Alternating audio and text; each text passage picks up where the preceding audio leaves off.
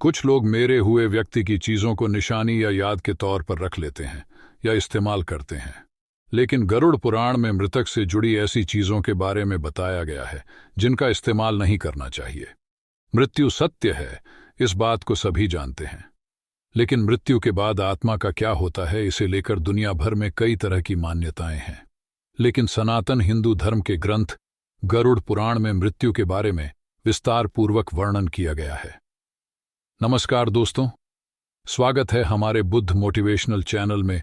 ऐसी ही motivational video देखने के लिए हमारे यूट्यूब चैनल को सब्सक्राइब जरूर कीजिए। एक बार अर्जुन ने श्री कृष्ण से मृत्यु और मृत्यु के बाद की स्थितियों के बारे में सवाल किया। अर्जुन जीवन और मृत्यु के चक्र को समझना चाहते थे और जानना चाहते थे कि मृत्यु के बाद क्या होता है। श्री कृष्ण ने उन्हें गरुड़ पुराण की कुछ शिक्षाएं समझाईं ताकि अर्जुन मृत्यु को भी सहजता से समझ सकें। श्री कृष्ण ने अर्जुन से कहा, जब किसी व्यक्ति की मृत्यु होती है तो उसके साथ उसकी ऊर्जा और कर्म भी जाते हैं। मृत्यु के बाद आत्मा का शरीर से संबंध टूट जाता है, लेकिन जो चीजें उस व्यक्ति से जुड़ी होती हैं उनमें उसकी ऊर्जा बनी रहती है। इसीलिए मरे हुए व्यक्ति की कुछ चीजें हमें नहीं रखनी चाहिए। अर्जुन ने उत्सुकतावश पूछा, हे कृष्ण, कौन कौन सी चीजें हमें नहीं रखनी चाहिए? पहली वस्तु है मृतक की जेवर या गहने। कहा जाता है कि किसी भी व्यक्ति को अपने गहनों से बहुत अधिक लगाव होता है। ये बात मृतक व्यक्ति की आत्मा पर भी लागू होती है। गरुड़ पुराण के अनुसार जिस व्यक्ति की मृत्यु हो जाती है उसके गहनों का प्रयोग नहीं करना चाहिए। इससे मृतक या जीवात्मा की ऊर्जा उस व्यक्ति के साथ जुड़ जाती है जिसने उसके गहनों को पहना हो। गहनों को आप नए तरीके से बनवाकर इस्तेमाल कर सकते हैं, लेकिन उसी अवस्था में गहनों को पहनने से बचना चाहिए। वहीं यदि मृत व्यक्ति ने अपनी मृत्यु से पहले आपको अपने गहने भेंट स्वरूप दिए हों तो इनका इस्तेमाल आप कर सकते हैं और निशानी के तौर पर भी इसे रख सकते हैं। लेकिन खासकर ऐसे गहने जिससे मृतक को बहुत अधिक लगाव था उसे भूलकर भी पहनने की गलती न करें। दूसरी वस्तु है मरे हुए व्यक्ति के वस्त्र। श्री कृष्ण ने कहा, किसी भी मृत व्यक्ति के वस्त्र को अपने पास रखना अशुभ माना जाता है। उनके वस्त्रों में उनकी नकारात्मक ऊर्जा संचित होती है।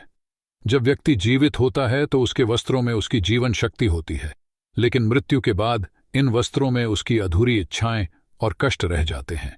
ये वस्त्र उस आत्मा के बंधनों का प्रतीक होते हैं। अर्जुन ने पूछा, क्या इन वस्त्रों से हमें कोई नुकसान होता है? श्री कृष्ण ने समझाया, हाँ, यदि हम मरे हुए व्यक्ति के वस्त्र पहनते हैं तो उनकी नकारात्मक ऊर्जा हमारे जीवन में आ जाती है, जिससे हमें मानसिक अशांति, भय और दुःस्वप्न जैसे प्रभाव हो सकते हैं। इससे हमारे मनोबल और स्वास्थ्य पर भी असर पड़ सकता है। तीसरी वस्तु है घड़ी और बिस्तर।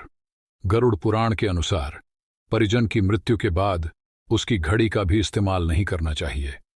इसे लेकर मान्यता है कि घड़ी में मृतक की सकारात्मक और नकारात्मक ऊर्जा बसी होती है।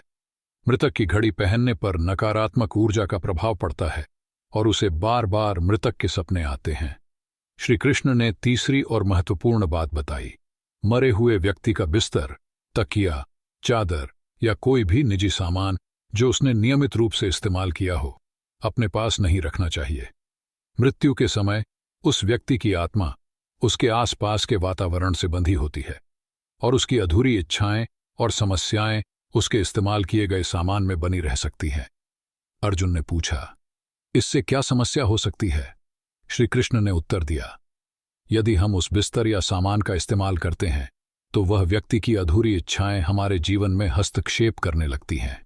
इससे मानसिक अस्थिरता, नकारात्मक विचार, दुःस्वप्न और भय जैसे लक्षण हो सकते हैं।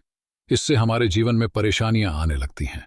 मरे हुए व्यक्ति का सामान उसी के साथ जलाना चाहिए या मंत्रों के साथ गंगा में प्रवाहित कर देना चाहिए ताकि उसकी आत्मा मुक्त हो सके। अर्जुन ने श्री कृष्ण से पूछा, हे केशव, यदि हमें मरे हुए व्यक्ति का कोई सामान रखना ही हो तो हमें क्या करना चाहिए? श्री कृष्ण ने कहा, यदि रखना आवश्यक हो तो पहले उसे किसी पवित्र स्थान जैसे गंगा के जल से शुद्ध करना चाहिए और उसे पूजा के साथ भगवान के चरणों में अर्पित करना चाहिए। इससे उस वस्त्र या सामान में संचित नकारात्मकता समाप्त हो जाएगी और वह वस्तु पवित्र हो जाएगी। लेकिन इसके बाद भी इन वस्त्रों का उपयोग करने से बचना चाहिए।